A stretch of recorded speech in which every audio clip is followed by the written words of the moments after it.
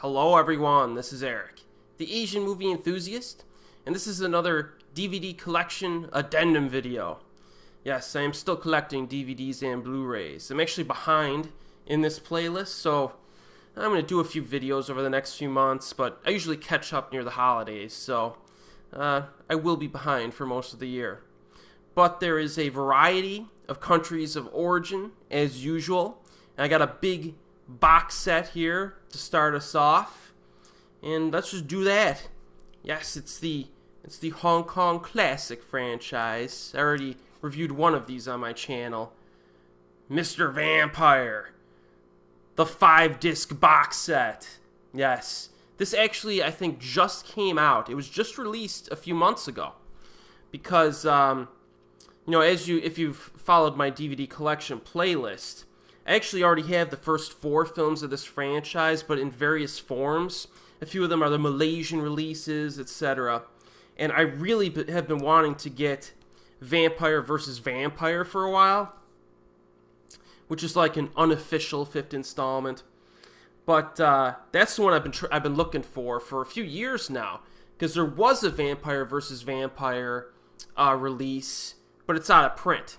You know what I mean? So I'm really glad they came out with this 5-disc box set of Mr. Vampire. So you get 5 movies, and this is the Region 3 format with English subtitles.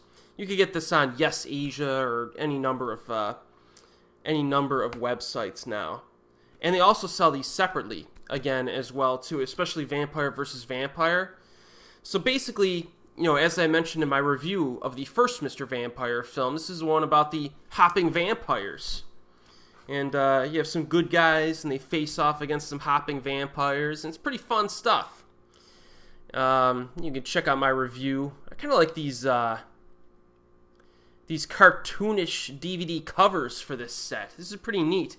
Moon Lee is in it, of course. She doesn't fight, but she's good in it. This is a classic. The first one, check out my review. It's essential viewing if you want to catch up with your 1980s Hong Kong films. And then I'm going to review all of these in separate reviews on this channel. So Mr. Vampire 2, my review of that will be coming out probably in the next few weeks maybe. This one is more of a traditional cover with the actual live action characters. You see they got a little vampire kid in this one. So as I mentioned previously, the odd numbers of this franchise are usually the best installments. So Mr. Vampire 1 and 3, I think, are the best of the franchise. But I've rewatched the first 4 again recently. And part 2 and 4 were actually a little bit better than I remembered. So I'll let you know the details when I cover them all individually. Here's Mr. Vampire 3. Yeah, these are great marathon films as well, because they're not that long. I think they're all like either 90 minutes or less or somewhere around there. So you could rattle off 3 or 4 of these in one night if you really want to. Then Mr. Vampire 4.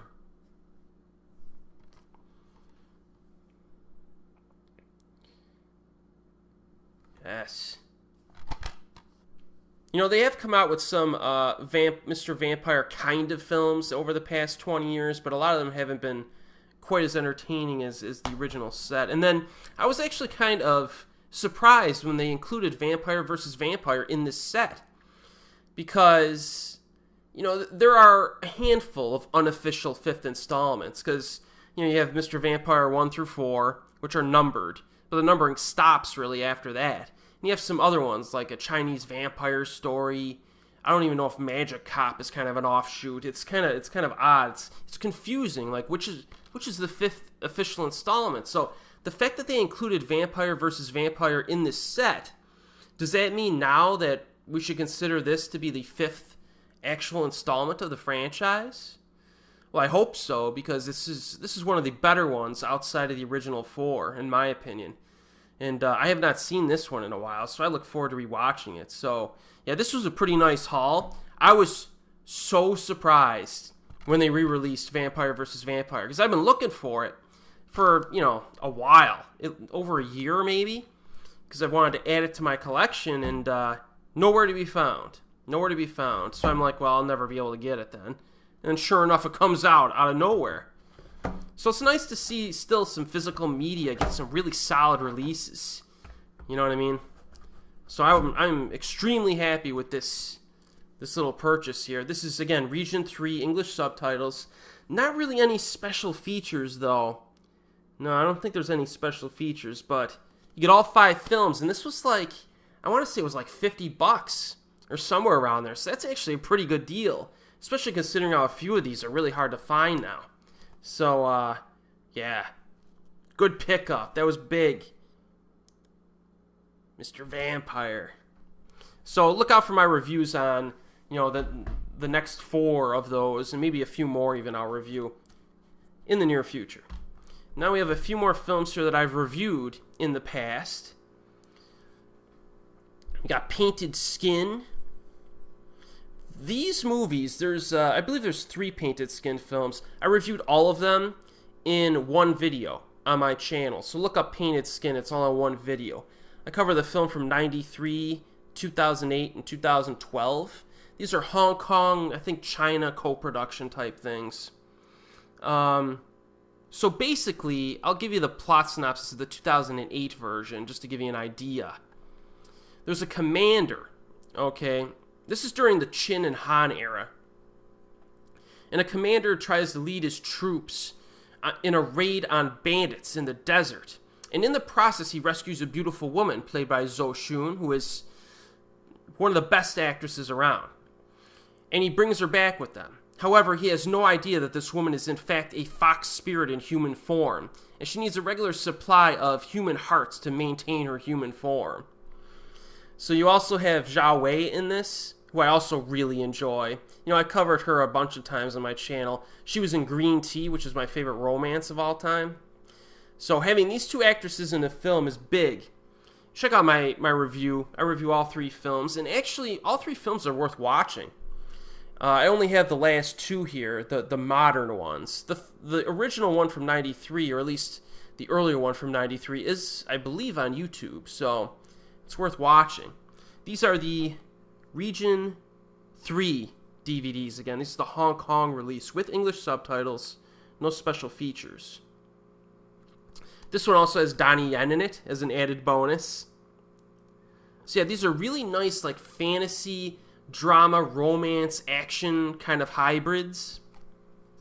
And then we got Painted Skin 2, which also has Zhou Xun and Zhao Wei. And it's kind of an offshoot, kind of like a spin-off with a different plot. Again, check out my video for details. These movies are really beautifully shot as well. You know, really cool, like, fantasy films to enjoy. This makes actually a really good double feature, and you get 2 elite actresses as well. And this one I think is the best out of all 3. Painted Skin 2 has the best interaction and script writing, I think. And you can watch these really in any order if you really want to. But yeah, so if you're interested, I recommend maybe start with Painted Skin 2. Me as well. It's actually quite good. You'll be surprised. Again, excellent visuals, a good story, and it's a little different. So check these out. All right, let's move to South Korea now. I got one that I have not yet covered on my channel, but I will put a review of this up probably in the next few weeks. One Fine Spring Day. Now this is one. I think this came out back in 2002, maybe the early 2000s, and this film is basically kind of like the most realistic romance film probably I've ever seen. 2001 this came out. So, yeah. You basically have Jin Ho Her directing this. He's directed a handful of really good movies in the past. Young-A Lee is the lead actress. She was from Sympathy for Lady Vengeance. And Ji Tae-yu, the villain from Old Boy, is in this as well. Completely different performance, obviously, in this film. But this is actually really good romance. It's very kind of low-key, very realistic.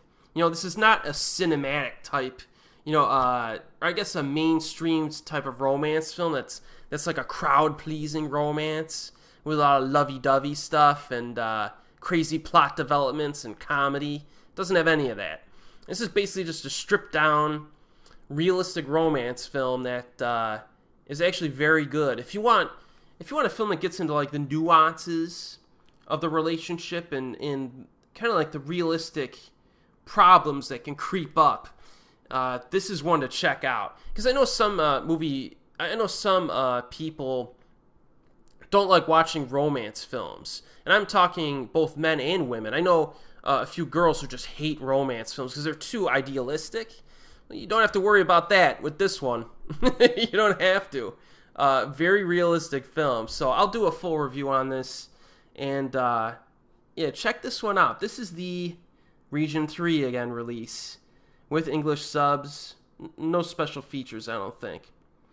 But very good performances too. So yes, I'm glad I have that one now. And then we have two that I've already covered, two Korean films. We have, of course, Welcome to Dongmakgol. This is one of the most creative war films you'll ever see. You know, it's set during the Korean War. You have a South Korean group of dudes and North Korean group of dudes that kind of converge in a desolate village, and a lot of crazy stuff happens. It's really good. It's almost like it's a war comedy action drama, which is quite odd. But this is a very creative film. Check out my full-length review. This is the Region 1 release. I don't think there's no special features on this either. No, I don't think so. But this is certainly worth checking out. This is probably a big-time recommendation if you want a film that's unique and creative, but also a war film. Excuse me. Yes, Welcome to Dongmakgol is a good choice. Some big-time actors are in it as well. And then, kind of a lesser-known film that goes under the radar, Going by the Book. This one came out in the mid-2000s. And the premise of this one is gold. You basically have, like, a small town or area is getting plagued by bank robberies. So the cops are like, okay, let's put together, like, what do they call it? A bank robbery simulation and broadcast it. We'll have the press there, and we'll go through, and what we'll do is we'll have our men, we'll have one of our policemen act as the bank robber, and we'll take him down as like a simulation. But the problem is that the guy they choose to be the bank robber is this guy, who's kind of a hard-nosed perfectionist, and he really tries to to embarrass his fellow cops during this operation. So the interesting thing about this movie is that it's a bank robbery that has no danger to it, which is very different, right? Just like Welcome to Dongmakgol, this is a very, very creative and odd film, Going by the Book. It's a comedy, and it's very funny. And, yeah, check this one out if you want something different. This actually includes more than an hour and 45 minutes of video extras, which I have actually not seen. Making ofs, a lot of deleted scenes, director commentary over certain scenes, premiere footage, promotional videos, music videos, trailers, bios. So it's got pretty good special features on it. This is the Region 1 release of Going by the Book. So, yes, this is another good one to pick up if you like Korean comedies that are a bit different. I think, South Korea needs to go back to making some films like this that are kind of oddball. I mean, these are two oddball films that I got here. And I'd like to see the production on those types of things ramp up a little bit again. Now we got... We got some Japanese stuff here. Let's do the one random film from Thailand. 13, Game of Death. Yes. Now, 13 Game of Death, did I review this? Let me look at my YouTube channel list. This is a good flick. This is a Thai film about a guy he's like a salary man, and life's not really going too well for him at all. But he gets a phone call one day, and some people try to basically give him the option to play a game. And it's a game of dares. No, I have not covered this, not even in my Asian horror playlist, so I might have to do that. So this guy is dared to do various things, and if he completes a certain number of tasks, he gets a bunch of money. So it's almost like Fear Factor or something. It starts off as. He starts off with like, they tell him to eat a bug or something, and then it starts to ramp up. So then he has to do things that are illegal, some things that are pretty dangerous. And if he completes all these tasks, he gets like an absurd amount of money deposited into his bank account. So it's really a play on what would you do to climb the ladder of society and become an elite member of society by having wealth. And that was kind of the main theme of this, or one of the main themes.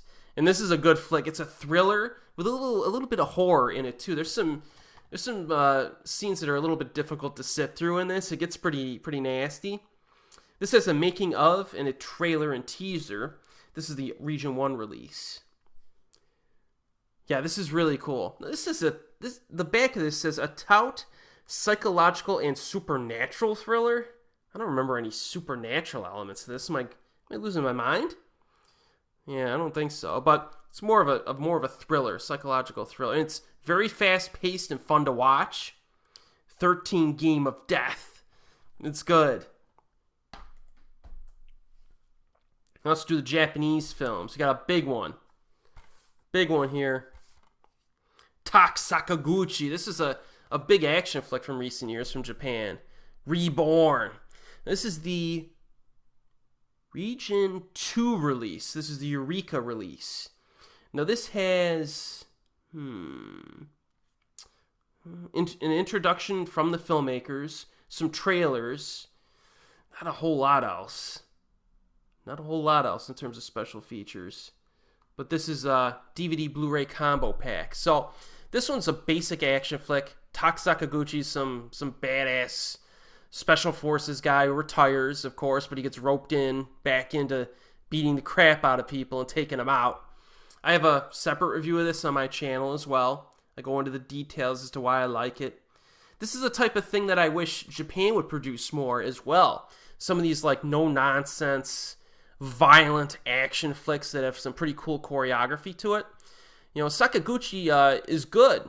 He can move well. This might be one of his best showcases of his abilities. It's got uses a lot of knives, a lot of hand-to-hand combat in this. It's pretty fast and well edited. And it's pretty intense. It's nicely violent. So if you have not seen Reborn's a good one to check out. If you want like a fun action flick that's nicely paced, Reborn is a way to go. This is good. I haven't watched this since I saw it the first few times when I first got it, but I will be revisiting that. Another film that I recently reviewed not too long ago, The Limit of Sleeping Beauty. So this is, again, Japan never slack on creating some weird stuff. You know what I mean? Like, people will complain that Hong Kong's gotten too mainstream over the years and they don't make as many crazy stuff as they used to, like they did in the 80s, early 90s. Some people complain that South Korea maybe is getting, maybe a little bit too generic in a lot of their plot synopses over recent years. But Japan, you can almost always find some weird stuff that's pretty interesting. This is another one from recent years. This one, you have a girl who goes to Tokyo to become an actress. Doesn't really work out. And, she basically engages in the nightlife. And she goes on basically like a hallucinogenic, I guess, journey through the urban areas of Tokyo. It's basically all you should know. I have a separate review of this if you want to know a little bit more. This movie, for like a weird art house style film, is actually a lot of fun to watch. And the few people that have seen this freaking love it. Like actually a few people hate it too. It's kind of love it or hate it. But if you like this, you'll probably really like it. Very briskly paced, which is different for like an artsy-fartsy movie, so to speak. I really enjoyed this. The soundtrack is good. A lot of music, a lot of club scenes. Some pretty crazy stuff happens in this too. It's not necessarily disturbing, although there might be one or two scenes that get a bit dodgy, but it's mostly very Man, I don't even know how to describe it. It's just very interesting to watch. What's the runtime on this? I remember the runtime just not being that long either. But 91 minutes. So it's easily consumable. This is the Region 3 release with English subs. But again, if you want something different, you want to take a little chance on a movie that you could really like, check out The Limit of Sleeping Beauty. Or at least check out the trailer. The trailer gives you a pretty good idea what you're in for, I think. This is cool. Japan, you know, they're always going to release something odd, right? Now, the next one I have is a J-drama.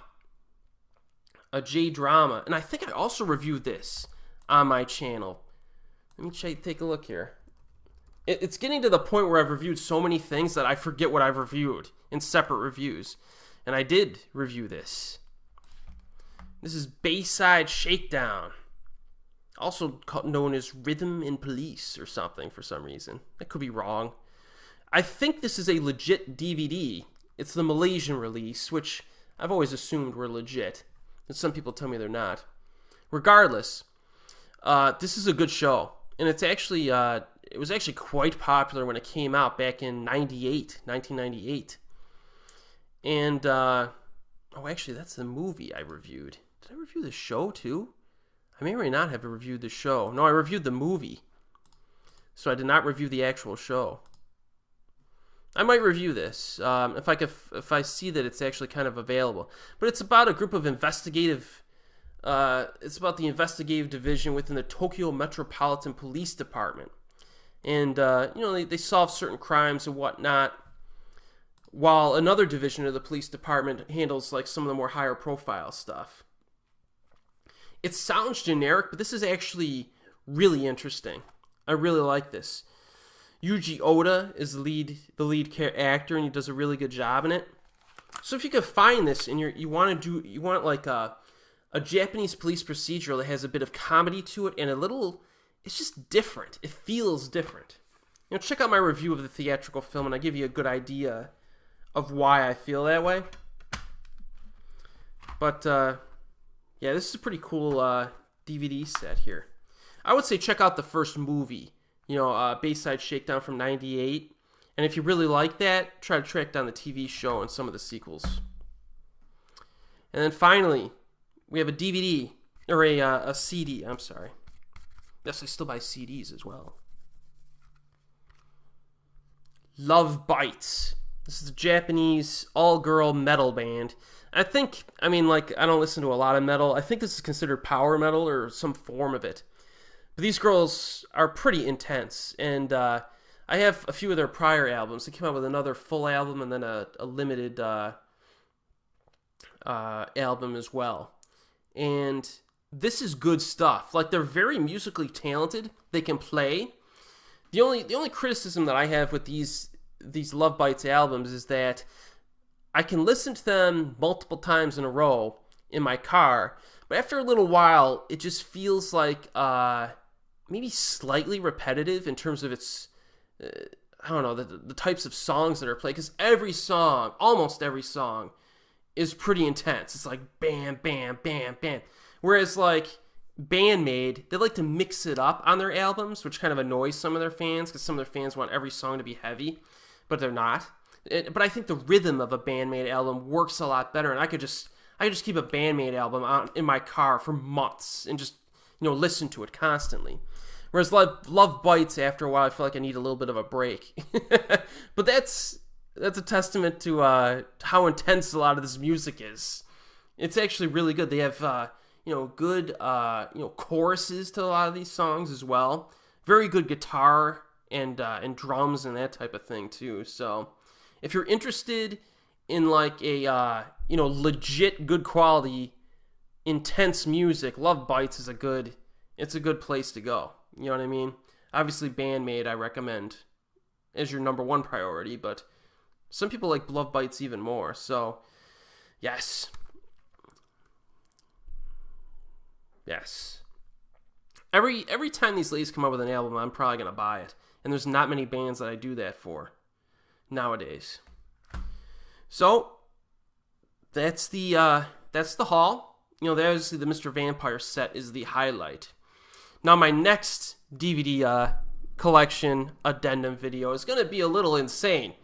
I went a little overboard on a particular franchise. And it's going to launch a whole other project for next year for me. But it's going to be fun. So the next DVD addendum video is going to be pretty crazy. So look out for it in probably a month or so. But as always, I will see you next time.